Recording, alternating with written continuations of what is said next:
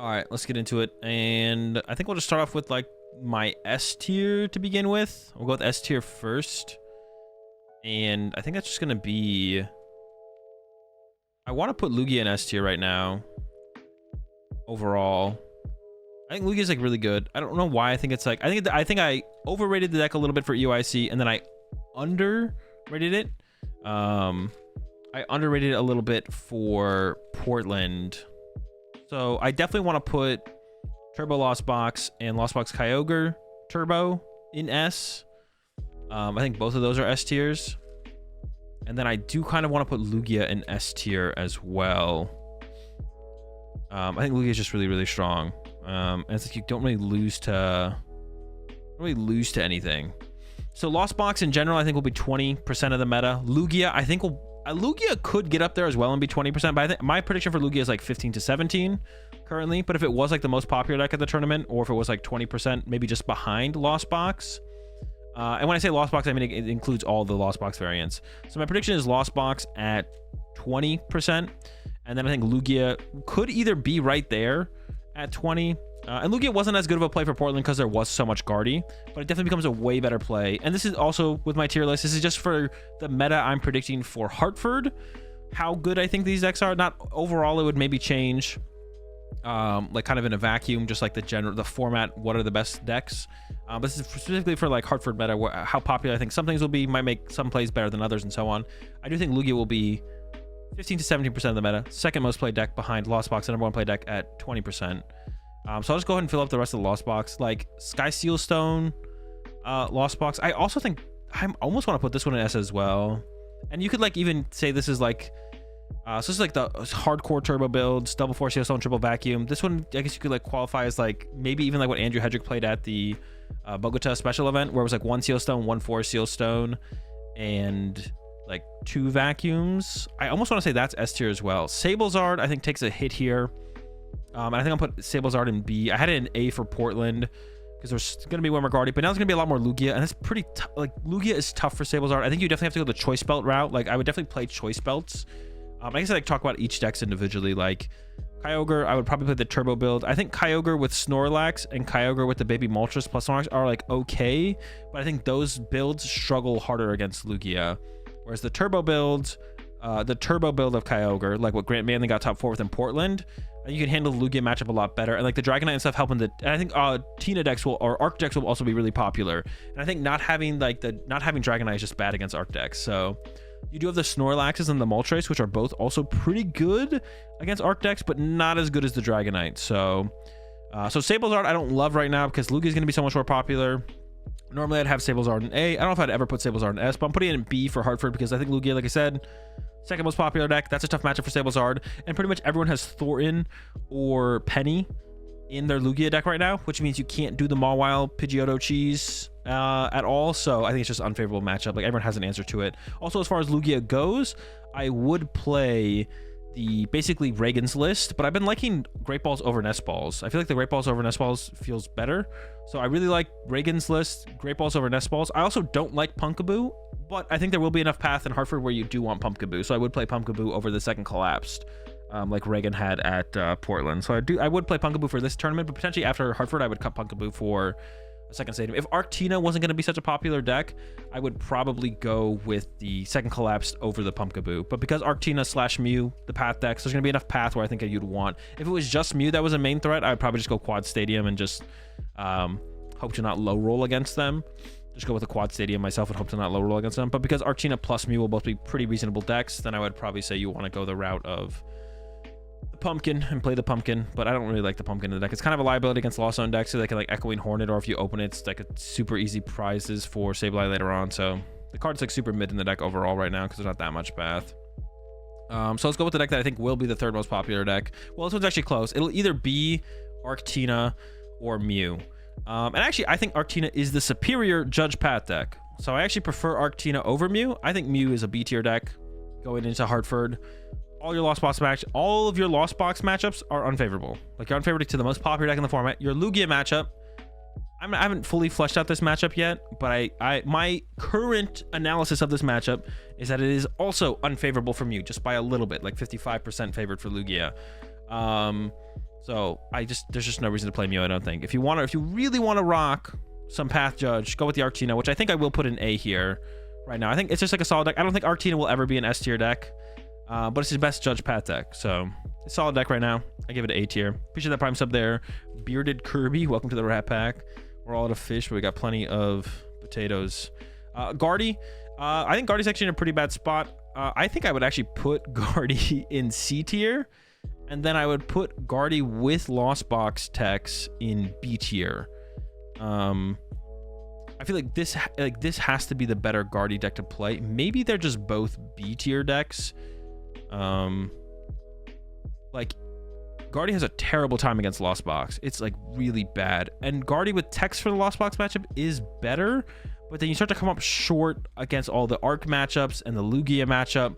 Those all get really tough for the Guardy deck with the tech cards.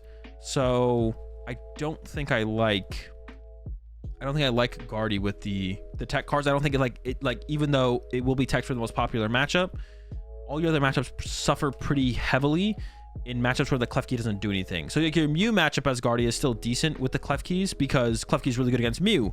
But then once you go up against the Lugia matchup or the ArcTina matchup or the ArcDura matchup, you start to struggle quite a bit against those. So not a huge fan of that, to be honest. Yeah, not a big fan at all. ArcDura. Well, actually, do I want to go to there next? What do I think is going to be the next most popular deck after that? So I think it'll be most popular deck will be Lost Box, then Lugia.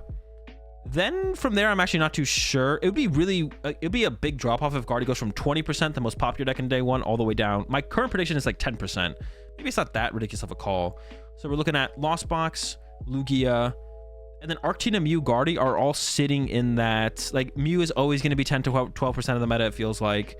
I don't think it's going to happen. I don't think a lot of people agree with me that Mew is as bad as I think it is. I think a lot of people think Mew is still really good right now. ArcTina is kind of like that new deck that's coming around. This will probably be 10 to 12% as well. And I guess Guardy will probably. So I think it'll be Lost Box, Lugia, ArcTina / Mew. I don't know which one's going to be third, fourth. I guess I'd predict ArcTina, but if it's Mew, it wouldn't be a surprise. I think Guardy will be under them at fifth. So it's 1, 2, 3, 1, 2, 3, 4, 5. And then after that, I'm actually not sure what would pop up as the sixth most popular deck. And I'm kind of picking 6 here because on the stream graph, they pick the top 6 most popular decks to show on the graph. So it'll probably be Goodra or Miraidon. And I'm going to predict Goodra. Guardy stocks are down, which means Goodra stocks are up. But I don't think Goodra's like that good of a deck still. I do recommend if you're going to play Goodra for Hartford, I would play a Judge because a lot of Lost Box builds can checkmate Goodra to where they don't actually ever draw more than 2 prize cards before they basically set up a board state where they just win the game. So if you're going to play Goodra, the Kyogre build can do that. The Sableye build can do it. Like a lot of builds of Lost Box can do that against Goodra. So if you're going to play Goodra, play it with a Judge. Definitely play a Judge. You need a Judge in the Goodra.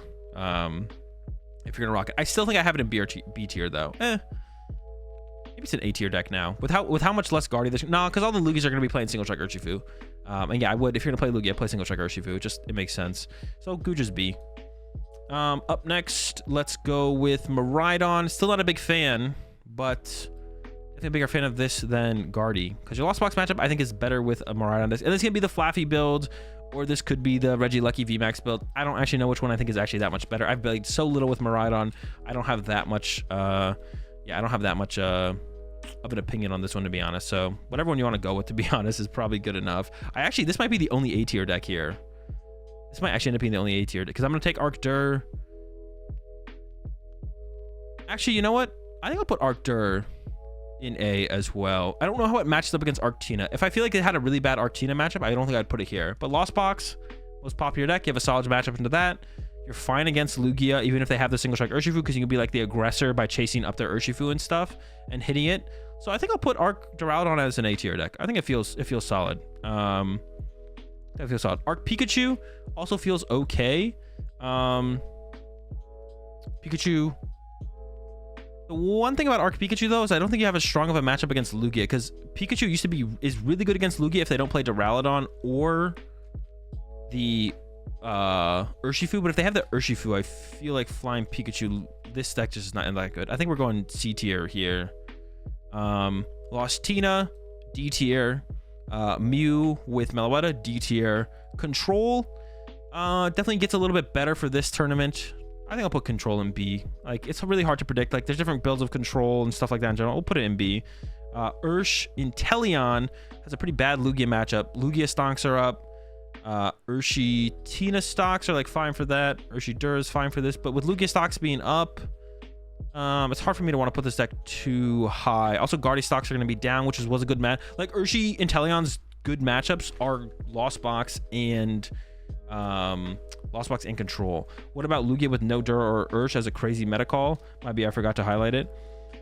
No, because if other Lugias have you want basically. That's like kind of the Lugia dilemma. It's like, you could play it, like the most powerful build of Lugia, I think, is Lugia with Duraludon. But if you go up against other Lugias with your Duraludon gets negated, basically. So you kind of want your own to match their And then if every Lugia has you don't want to be a Lugia without because then you're unfavored against them, because you have no way to KO their unless you have an And also gives you a way around the Duraludon in ArcDura, which I also think is pretty solid. It's really strong up against ArcTina as well, because they don't have a way to KO the at all. And it's very good against Goodra as well, because once again, they don't have a way to KO it, and you can KO through like 2 Goodras or something like that. So the like when you like go through the whole path of everything, it's like, well, the biggest thing is that if the other Lugia is playing you want so now you have to play and also is also good against those other reasons as well. So you kind of just like have to play the I feel like, in Lugia. So yeah, I would play the in the Lugia for sure. My analysis of it is play it. Inteleon, I don't think this deck is terrible, but it's probably a C tier deck, to be honest. I think the inconsistencies of it are just like too glaring. Palkia B-Barrel, probably also a C tier deck. The Kyurem I should probably remove from my tier list, so I'm gonna go ahead and put it in D because it's still here, but it probably should be removed from my tier list. There's a little bit of hype of it I had on my tier list because of the Portland tier list, so there's a little bit of hype around it headed into Portland. But I think moving forward, it should probably be removed for future tournaments. I shouldn't have a chance to remove it here for this tier list. Once again, to go kind of over where I feel like where the meta is at and kind of talk about the list a little bit. Turbo, Kyogre, if you're playing Kyogre, I would play it with Turbo.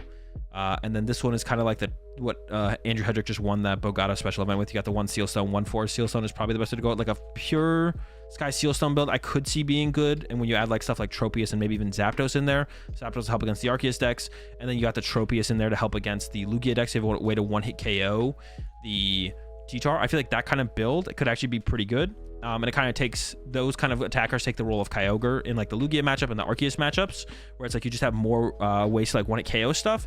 So that kind of build I feel like could be good, like a more pure Sky Sealstone build. I feel like that could be good. But yeah, Lost Box, these 3 decks plus Sableye would be the most popular, probably around 20%. Lugia, I'm predicting 15 to 17, but I wouldn't be surprised if Lugia is like the most played deck or matching 20% of Lost Box. Third most popular deck, I'm predicting ArcTina at around 12, Mew around 10 to 12 up next, and then Guardy under that, maybe around 10. But all 3 of those are pretty interchangeable, to be honest. From there, so that's the top 5. Number 6 is probably going to be Goodra. Goodra stocks are up because Guardy stocks are down, but it's still not great for Goodra, to be honest. I think Goodra is coming in at like what, around like 5%, maybe 4% as that 6th place. Yeah, 4 to 5%. Maybe, but like, I mean, the Lugias have the single strike Urshifu, so like, even though Guardy's down, and Guardy was like a tough matchup for Goodra, not impossible, because of the Urshifu and the Lugia still, it's like, I don't know, is there really a point in playing Goodra? I'm not sure if there is, but I think it'll probably, that or Miraidon will be that 6th place on the stream graphic. I could see it being Miraidon though, to be honest. I feel like there's a little bit of life from Miraidon right now. I don't know, not too much. It keeps making top 8, but it's like one makes top 8 and the next highest placing one is like down in top 64 or something. So it's not like it's like a deck that feels like it's constantly contending. It's like one person is squeaking through with Miraidon. So not really showing up too much, and don't really say anything about the rest of the decks past that, to be honest. And that's yeah, tier list headed into this weekend for Hartford Buenos Aries special event, Hartford regionals, Malmo regionals. That's what I think. Those are the best plays. Why some of the plays aren't going to be as good. It feels really weird putting Guardian C tier for this tournament, but yeah, I don't think Guardy's playable until the next set comes. I would not play straightforward Guardy until the next set comes out, or for some reason Lost Box like falls off the face of the earth. Hasn't it always sucked against Lost Box? Why now? It has always sucked against Lost Box, to be honest. I think I had it way too up on my tier list before. I didn't realize how bad it sucked against Lost Box until I played in the Portland regional championships, and then that's when I truly realized how bad Guardy is against Lost Box. it's like really bad. It's like really bad. I thought, you know, Tord played it, got through to the finals. Like the Lost Box against Guardy matchup can't be that bad. Everything I had kind of tested and played online, it felt like okay. It's like okay for Guardy, but after actually playing it at the Portland regionals, I was like, okay, this matchup sucks for Guardy. And then I also think once you go the full route of teching Guardy out for the Lost Box matchup, your Arc matchups suffer, your Lugia matchup suffers too much to the point where it's just like, it's not worth it to tech Guardy out for Lost Box, but then if you don't tech it out for Lost Box, you're losing a Lost Box. If you tech it out for Lost Box, your win rate against everything else dips so hard that like the deck, to be honest, is really powerful, but I think just not worth playing. If you really want to YOLO it and play the straightforward Guardy and hope to dodge every Lost Box, I think that's like okay, but it's not like you beat everything else 100% of the time anyway. So you are favored against most other things though. But even ArcTina is like I mean, Path Judge is just annoying. Your Mew matchup is a little bit better because they are rocking a 3-prize Pokemon. So like the prize trade, that's like another thing for the, I think that could struggle for that could hurt Guardy quite a bit actually, is like your prize trade into Mew because they have the VMAX is so much better for Guardy, because Guardy can go KO Mew VMAX plus KO a Genesect, or KO Genesect plus KO Mew VMAX with the Sky Seal Stone. But up against Tina, you're always going to be the second person drawing prize cards, so you still have to KO 3 Pokemon as Guardy up against ArcTina, and they're still doing the Judge Path spam against you, which is like annoying for Guardy to deal with. So you get like one less turn to play the game theoretically as Guardy up against that matchup as well. So yeah, it's just not great for Guardy. It's just not great. I don't like Guardy at all right now. I would not recommend playing it, but if you are locked in on Guardy, I think I would go with the straightforward consistent build and then just hope that you don't play against Lost Box. Or if you do, just, you know, get that dub. Like just hope you draw well and they draw poorly. Like that's it. But the matchup is really, really bad. So yeah, that's the only reason I'd play Guardy. That's the way I would play Guardy, but I would not recommend playing Guardy.